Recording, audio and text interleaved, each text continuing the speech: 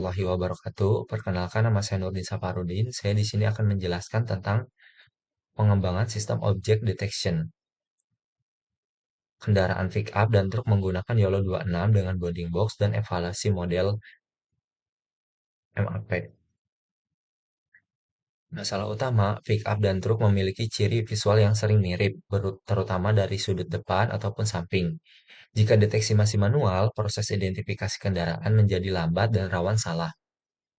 Solusi yang dikembangkan, sistem menggunakan YOLO 26 untuk mengidentifikasi dua kelas kendaraan secara otomatis. Output utama yaitu berupa bounding box, kelas label atau label kelas, dan confidence scores. Tujuan dan manfaat. Tujuan utama yaitu membangun sistem deteksi pickup dan truk. Yang kedua yaitu menyiapkan anotasi bounding box. Yang ketiga melatih model YOLO 26. Yang keempat mengevaluasi performa dengan precision, recall, MAP 50, dan MAP 50-95. Manfaat. Sistem membantu mengidentifikasi kendaraan secara otomatis, mendukung monitoring lalu lintas dan logistik, serta menjadi referensi implementasi YOLO pada bidang computer vision. Dataset dan kelas objek. Dataset yang digunakan yaitu 2370 yaitu gambar training, di mana pickup 888, 1560 itu truk. Gambar validasi yaitu 460, gambar testing 230. Kelas deteksi 0 itu yaitu pickup, yang 1 itu sama dengan truk. Jadi setiap gambar memiliki label yang berisi kelas ID, X-center, Y-center wide, sama height. Mungkin sekian presentasi dari saya, selanjutnya akan dilanjut oleh rekan saya. Terima kasih.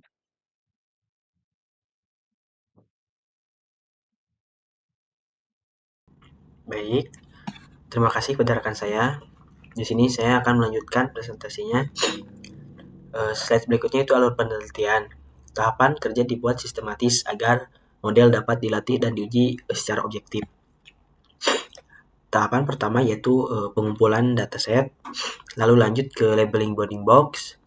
Yang ketiga itu penggabungan dataset, karena datanya ada dua, yaitu truk sama pickup. Lalu di training pakai YOLO 26N versi yang sekarang. Lalu tahap berikutnya itu evaluasi MAP, lalu testing menggunakan gambar baru. Model terbaik disimpan sebagai base PT, lalu digunakan untuk evaluasi dan prediksi pada data testing. Lalu di sini ada labeling dan persiapan data. Anotasi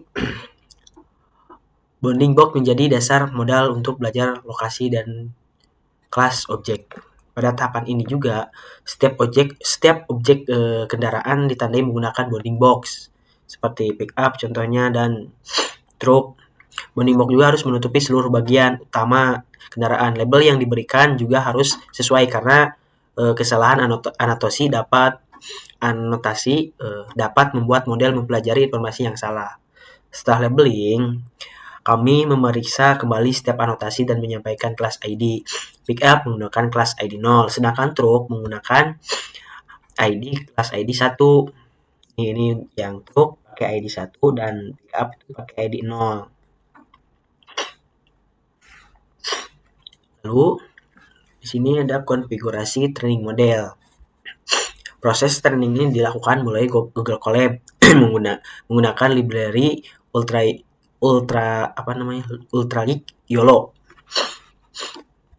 Model utama yang kami gunakan adalah YOLO 26.pt. Huruf N di sini menunjukkan varian nano yang memiliki ukuran relatif ringan dan kebutuhan komputasi lebih rendah.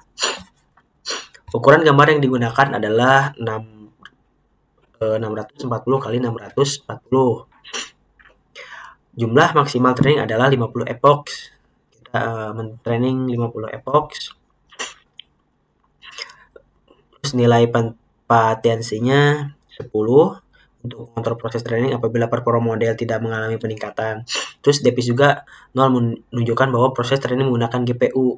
Karena untuk di apa namanya Google Colab itu bisa menggunakan GPU selama training model membandingkan hasil prediksi dan label yang benar. Dari proses tersebut, model memperbarui bobot jaringan agar kesalahan prediksi sama sekali kecil.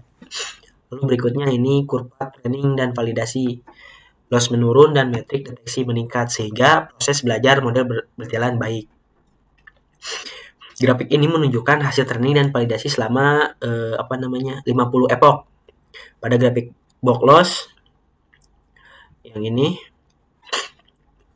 berkaitan dengan kesalahan posisi bounding box. Terus train classification loss berkaitan dengan kesalahan dalam membentuk kelas kendaraan. Sementara itu di sini disebut focal loss berkaitan dengan ketepatan distribusi posisi bounding box. Selanjutnya mungkin hasil evaluasi dan contoh deteksinya akan dijelaskan oleh rekan kami. Mangga dipersilahkan.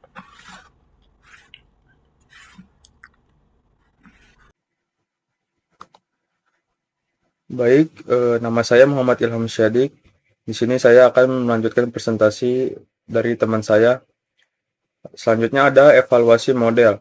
Metrik utama menunjukkan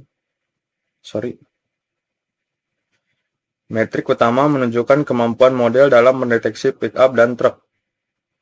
Terlihat di sini ada 98,99% data precision-nya dan 94,82% recall yang menandakan bahwa 98,99% nilai precision tinggi menandakan prediksi salah relatif sedikit.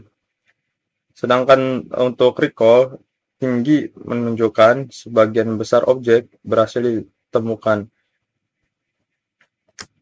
Selanjutnya ada foto hasil deteksi pada data testing. Model menampilkan bounding box, label kelas, dan confidence score pada gambar baru. Terlihat di sini ada gambar truk dan gambar mobil yang dimana sudah ada bounding box dan label kelasnya serta confidence score-nya. Terlihat di sini confidence score sudah tinggi